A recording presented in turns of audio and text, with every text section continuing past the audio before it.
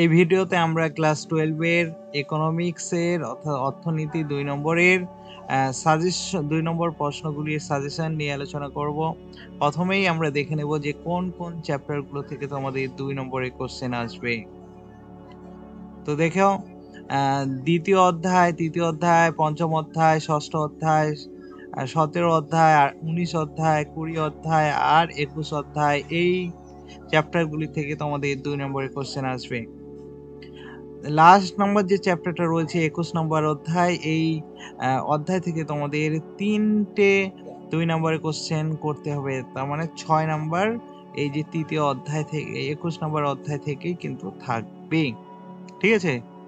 তো সবার প্রথমেই আমরা দেখে নিই দ্বিতীয় অধ্যায় থেকে কোন কোশ্চেনগুলো তোমাদের ভালোভাবে পড়তে হবে। তো দেখতে পাচ্ছ যে কোশ্চেনগুলো তোমাদের 2 নম্বরের জন্য খুবই গুরুত্বপূর্ণ। প্রথম কোশ্চেন দেখো, ব্যক্তিগত চাহিদা নির্ধারণকারী দুটি বিষয়ের উল্লেখ করো। খুবই গুরুত্বপূর্ণ কোশ্চেন। দেখো 5টা স্টার মার্কস দিয়েছি আমি, যেগুলোতে সেগুলো কিন্তু অতি অতি গুরুত্বপূর্ণ এই বছরের জন্য। 2 নম্বর কোশ্চেনটা দেখো, বাজার চাহিদা, এটা অতটা গুরুত্বপূর্ণ না, কিন্তু দেখে যেও। চাহিদার সূত্রটি বিবৃত করো, খুবই গুরুত্বপূর্ণ। চাহিদার নিয়মের দুটি ব্যতিক্রম উল্লেখ করো। চাহিদায় পরিবর্তন কাকে বলে? নিকৃষ্ট দ্রব্য এবং গিফেন দ্রব্যের মধ্যে পার্থক্য, গুরুত্বপূর্ণ খুবই, এটা কিন্তু দেখে যেও। ভগবদ্বৃত্ত কাকে বলে? ইম্পর্টেন্ট আছে, দেখে যেও। সাধারণ দ্রব্য কাকে বলে? গুরুত্বপূর্ণ কোশ্চেন। গিফেন দ্রব্য কাকে বলে? এটা কিন্তু 2024 এর জন্য খুবই খুবই খুবই ইম্পর্টেন্ট এটা কোশ্চেনটা। চাহিদা অপেক্ষক কাকে বলে? নিকৃষ্ট ও গিফেন দ্রব্যের মধ্যে সম্পর্ক কি? এই কোশ্চেনগুলো খুবই গুরুত্বপূর্ণ। এরপরে আমরা দেখে নিই যে তৃতীয় নাম্বার চ্যাপ্টার থেকে কোন কোশ্চেনগুলো তোমাদের ভালোভাবে পড়তে হবে। সম্পূর্ণ স্থিতিস্থাপক চাহিদা বলতে কি বোঝো? খুবই গুরুত্বপূর্ণ কোশ্চেন। চাহিদার পারস্পরিক দাম কত? স্থিতিস্থাপকতা বলতে কি বোঝো? চাহিদার আয়গত স্থিতিস্থাপকতা বলতে কি বোঝো? এবং এই স্থিতিস্থাপকতাগুলো যেগুলো রয়েছে সেগুলোর উপরে বেস করে তোমাদের কোশ্চেন আসে, অঙ্ক আসে। সেই অঙ্কগুলো তোমরা দেখে যেও, সোজা অঙ্ক থাকে। এরপরে এই কোশ্চেনগুলো দেখে যেও, খুবই গুরুত্বপূর্ণ। তোমরা একটা কাজ করো, এই কোশ্চেনগুলো যেগুলো আমি বলছি সেগুলো স্ক্রিনশট নিয়ে নাও এবং এই বইয়ের থেকে অ্যান্সারগুলো খুঁজে বের করো, এবং কোথাও যদি কোনো অসুবিধা হয় তাহলে আমাকে কমেন্টে জানাও। ঠিক আছে? চাহিদার স্থিতিস্থাপকতা বলতে কি বোঝো? চাহিদার স্থিতিস্থাপকতা কয় প্রকার, কি কি? ঠিক আছে? এই কোশ্চেনগুলো খুবই খুবই গুরুত্বপূর্ণ। সম্পূর্ণ কোশ্চেনগুলো কমপ্লিট করার চেষ্টা করো। ঠিক আছে? এরপরে আমরা সোজাসুজি চলে যাই 5 নাম্বার চ্যাপ্টারে। 5 নাম্বার চ্যাপ্টার থেকে যে কোশ্চেনগুলো তোমাদেরকে পড়তে হবে, ফার্মের পরিবর্তনীয় ব্যয়ের দুটি কারণ। পরিবর্তনশীল ব্যয় কাকে বলে? এখানে যে ফার্মের পরিবর্তনীয় ব্যয়ের দুটি উদাহরণ, এটা কিন্তু খুবই খুবই গুরুত্বপূর্ণ একটা কোশ্চেন। এটা কিন্তু পরীক্ষার মধ্যে আসতে পারে। তারপরে ফার্মের গড় ব্যয় বলতে কি বোঝো? উৎপাদনের গড় ব্যয় ও প্রান্তিক ব্যয়ের মধ্যে সম্পর্কটি লেখো। ঠিক আছে? এই কোশ্চেনগুলো যেগুলো 5টা স্টার মার্ক দিয়েছি সেগুলো খুবই গুরুত্বপূর্ণ। ঠিক আছে? এরপরে আমরা চলে যাই 6ষ্ঠ অধ্যায়, রেভিনিউ এর মধ্যে থেকে এই কোশ্চেনগুলো যেগুলো দিয়েছি আমি, খুবই গুরুত্বপূর্ণ। দাম স্থির থাকলে মোট রেভিনিউ রেখার আকৃতি কিরূপ হয়? খুবই গুরুত্বপূর্ণ। গড় রেভিনিউ এবং প্রান্তিক রেভিনিউ এর মধ্যে সম্পর্কটি লেখো। খুবই খুবই গুরুত্বপূর্ণ এই কোশ্চেনটা। ঠিক আছে? তারপরে যে মোট রেভিনিউ, প্রান্তিক রেভিনিউ কাকে বলে? তো এই কোশ্চেনগুলো কিন্তু তোমরা দেখে যেও, স্ক্রিনশট করে নাও কোশ্চেনগুলোর এবং অ্যান্সারগুলো বইয়ের থেকে খুঁজে বের করে কমপ্লিট করো। ঠিক আছে? আশা করি হয়ে গেছে। এরপরে আমরা 17 নম্বর চ্যাপ্টার অর্থাৎ রাজস্ব নীতিতে দেখি কোন কোশ্চেনগুলো তোমরা ভালোভাবে করবে। যে কোশ্চেনগুলো করবে সেটা হচ্ছে রাজস্ব নীতি কাকে বলে? উদ্বৃত্ত কাকে বলে? উদ্বৃত্ত মানে সারপ্লাস বলতে কি বোঝো? উদ্বৃত্ত বাজেট, ফিসকাল নীতি। ফিসকাল নীতি এইভাবে আসতে পারে যে ফিসকাল নীতি বলতে কি বোঝো, এটাও আসতে পারে, অথবা এরকম আসতে পারে প্রসারণমূলক ফিসকাল নীতি বলতে কি বোঝো, সংকোচনমূলক ফিসকাল নীতি বলতে কি বোঝো।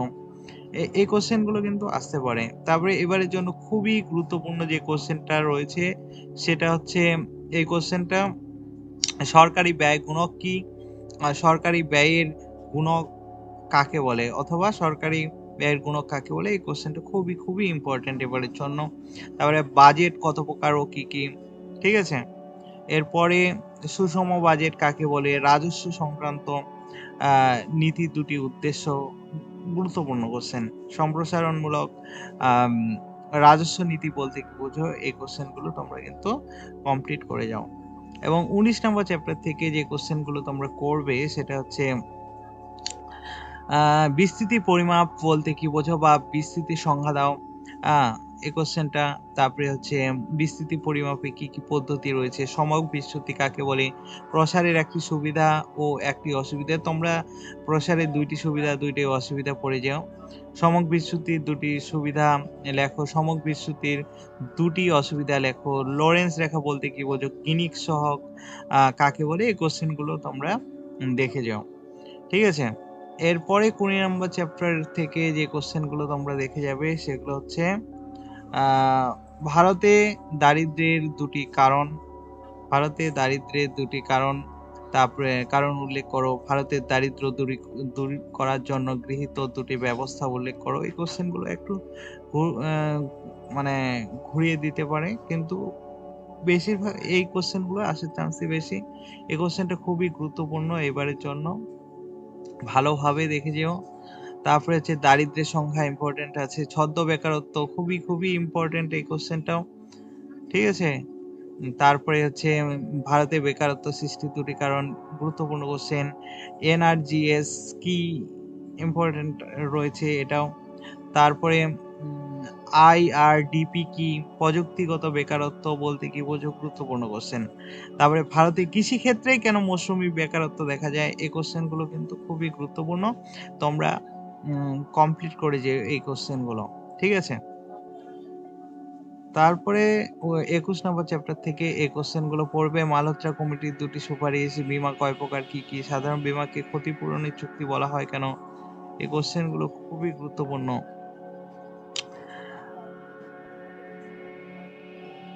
খুবই গুরুত্বপূর্ণ এই কোশ্চেন গুলো। বাণিজ্য সংস্থার উদ্দেশ্য কি, হ্যাঁ ঠিক আছে। এই কোশ্চেন গুলো খুবই গুরুত্বপূর্ণ। 3টা কোশ্চেন যেহেতু থাকবে, তো বেশিরভাগ কোশ্চেনই কিন্তু তোমরা কমপ্লিট করে যেও, ঠিক আছে। এই কোশ্চেন গুলো খুবই গুরুত্বপূর্ণ। যে বিশ্ব বাণিজ্য সংস্থার দুটি কার্যাবলী উল্লেখ করো। WTO কি, বা ওয়ার্ল্ড ট্রেড অর্গানাইজেশন। বিশ্ব বাণিজ্য সংস্থা আর হচ্ছে WTO একই জিনিস কিন্তু, ঠিক আছে। এটা হচ্ছে ফুল ফর্মে দেওয়া আছে, আর এটা হচ্ছে শর্ট ফর্মে ইংলিশে দেওয়া আছে। WTO ওয়ার্ল্ড ট্রেড অর্গানাইজেশন কি, একই জিনিস, ঠিক আছে। মানে WTO এর দুটি কার্যাবলী এটাও কিন্তু আসতে পারে। ভারত WTO এর অন্তর্ভুক্ত হবার দুটি সুবিধা ও অসুবিধা উল্লেখ করো। দুটো দুটো করে করবে। তারপরে নরসিংহম কমিটির সুপারিশ অনুযায়ী গৃহীত দুটি ব্যবস্থা উল্লেখ করো, খুবই গুরুত্বপূর্ণ কোশ্চেন এটাও। তারপরে দেখে যেও, যেটা দেখে যাবে গ্যাট ও WTO এর মধ্যে পার্থক্য, খুবই ইম্পর্টেন্ট কোশ্চেন, এটা দেখে যেও। জীবন বীমা ও সাধারণ বীমার মধ্যে পার্থক্য, খুবই গুরুত্বপূর্ণ কোশ্চেন।